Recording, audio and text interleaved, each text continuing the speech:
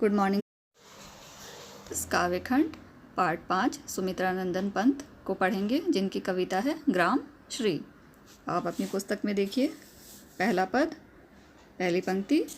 फैली खेतों में दूर तलक मखमल की कोमल हरियाली, लिपटी जिससे रवि की किरणें चांदी की सी उजली जाली, तिनकों के हरे हरे तन पर हिल हरित रुधिर है रहा झलक, श्यामल भूतल पर झुका हुआ नभ का चिर निर्मल नील फलक।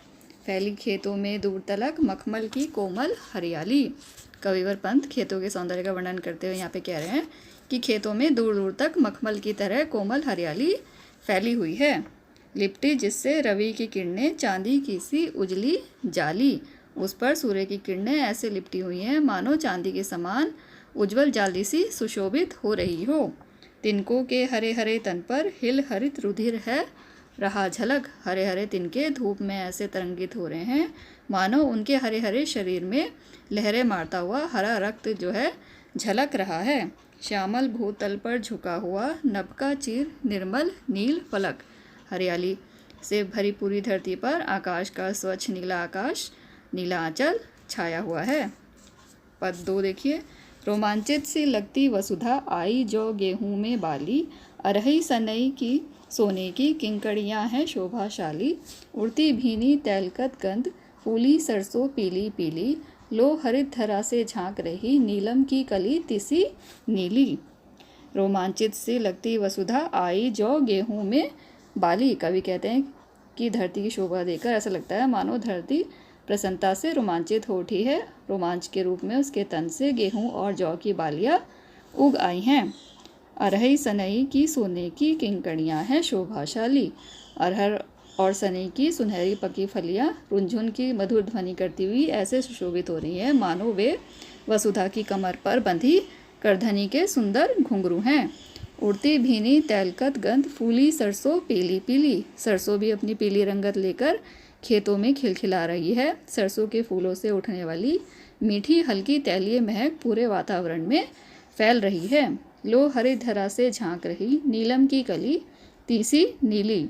और यह देखो, धरती के सौंदर्य को निहारने के लिए नीलम की कलियों के समान तीसी के नीले फूल भी हरी भरी धरती से झांक रहे हैं। पद 3। रंग रंग के फूलों में रिलमिल हंस रही सखिया मटर खड़ी, मखमली पेटियों सी लटकी छेमियाँ छिपाए बीज लड़ी, फिरती है रंग रंग की तितली रंग रंग के फूलों पर सुंदर फूल ए फिरते हो फूल स्वयं उड़ उड़ वृंतों से वृंतों पर। पहली पंक्ति देखिए। रंग रंग के फूलों में रिलमिल हंस रही सखिया मटर खड़ी।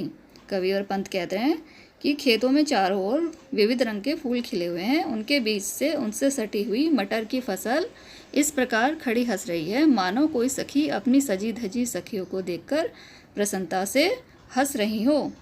मखमली पेटियों सी लटकी छेमियाँ छिपाए बीज लड़ी। कहीं मखमली पिटारों के समान फलियाँ लटक रही हैं जिनमें बीजों की लड़ियाँ छिपी हुई हैं। फिरती है रंग रंग की तितली रंग रंग के फूलों पर सुंदर।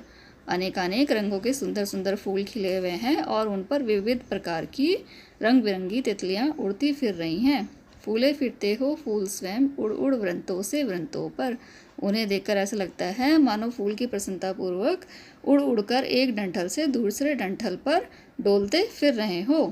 पद 4 देखिए। अब रजत स्वर्ण मंजरियों से लद गई आम्र तरु की डाली, झर रहे ढाक पीपल के दल हो उठी कोकिला मतवाली, महके कटहल मुकुलित जामुन जंगल में झरबेरी झूली, फूले आड़ू नींबू दाड़िम आलू गोभी बैंगन मूली।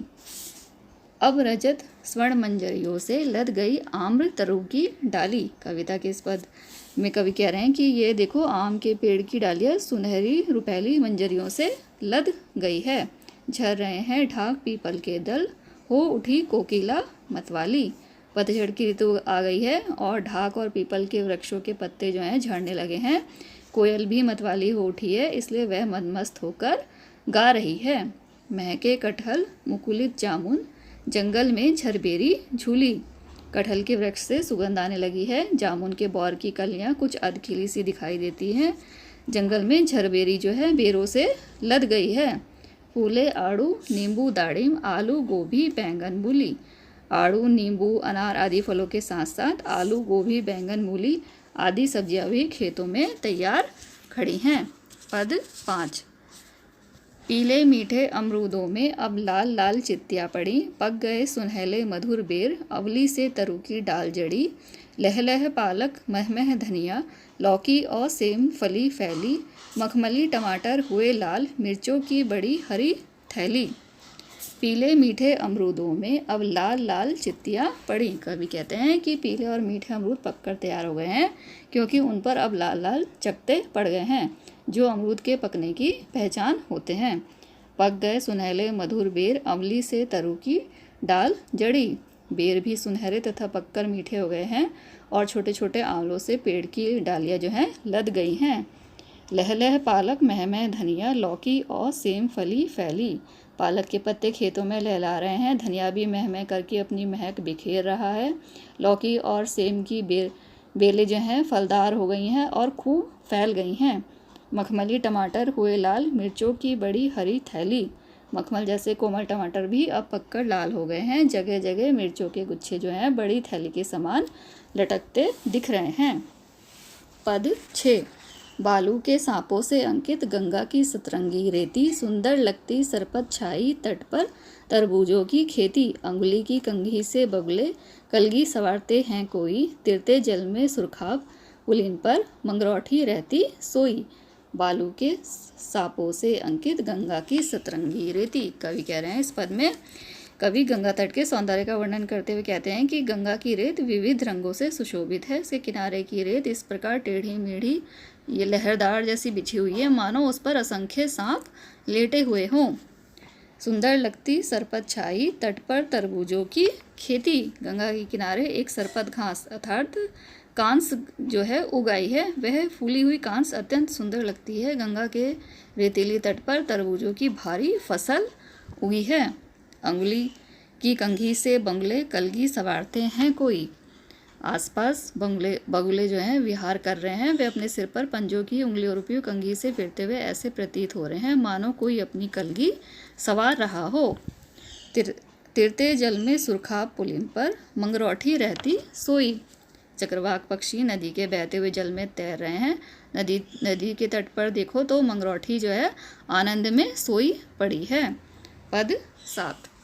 हसमुख हरियाली हिम आतप, सुख से अलसाए से सोए, भीगी अंधियाली में निशी की तारक स्वप्नों में से खोए, मरकत डिब्बे सा खुला ग्राम, जिस पर नीलब नभ आच्छादन, निरुपम हिमांत में स्निग्ध शांत निज शोभा से हरता जनमन। हसमुख हरियाली हिम आतप, सुख से अलसाए से सोए। कवि कह रहे हैं ग्राम में चारों ओर हरियाली छाई है, पर सर्दी की सूर्य की धूप पड़ने से उसमें चमक आ गई है। ऐसा लग रहा है मानो हरियाली हंस रही है, सर्दी की धूप भी खिली खिली सी लग रही है, जैसे दोनों मिलकर सोए पड़े हों। भीगी अंधियाली में निशी की तारक स्वप्नों में से खोए। रात ओस कड़ों के कारण भीग गई हैं, तारे उनिंदे से जान पड़ते हैं, मानो सपनों में खोए हुए हों। मरकट डिब्बे सा खुले ग्राम, जिस पर नीलम नभ आच्छादन। इस प्रकार प्राकृतिक सौंदर्य से संपन्न जो है गांव की शोभा पन्ने के खुले हुए डिब्बे जैसी लग रही है। उस पर नीला आकाश ऐसा आकर्षक लग रहा है मानो पन्ने के डिब्बे पर नीला आंचल ढका हुआ हो। निरुपम हिमांत से स्निग्ध शांत, निज शोभा से हरता जनमन। सदी की समाप्ति पर इस शीतल प्रदेश में एक अतुलनीय अनुपम शांति चारों ओर छाई हुई है और वह चुपचाप अपनी शोभा से लोगों का मन हर रही है। बच्चों, आप इस कविता को, ग्रामश्री कविता को ध्यान से पढ़ेंगे और याद कर लेंगे।